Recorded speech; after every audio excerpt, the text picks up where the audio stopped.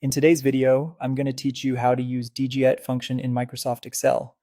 DGET is a powerful lookup tool from Excel's database functions. It returns a single value from a table when your data matches the criteria you specify. It's ideal when you have a structured list and you want one exact result, like pulling the price for a specific product in a specific region.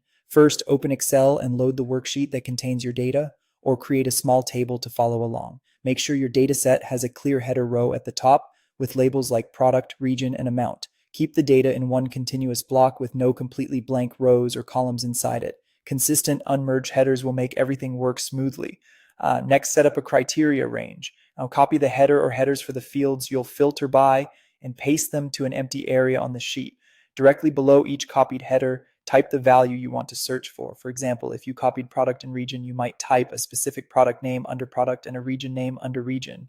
Values in the same row act together as an AND condition. If you place a second set of values on the next row under the same headers, that creates an OR condition.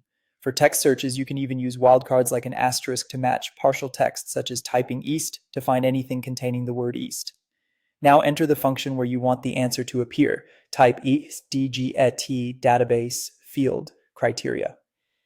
For the database argument, select the entire data range, including the header row. Lock it with absolute references if you plan to copy the formula.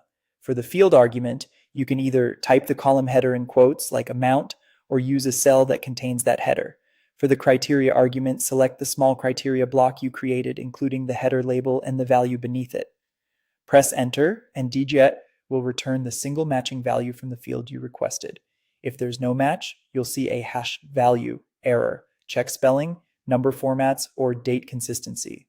If more than one record matches, you'll get a #num error. Add another criterion or refine your criteria so that only one row qualifies. To keep things tidy, consider naming your data and criteria ranges and avoid merged cells or duplicate header names. With clean headers, a simple criteria range, and the right field reference, DGET becomes a reliable, readable way to extract exactly the one value you need.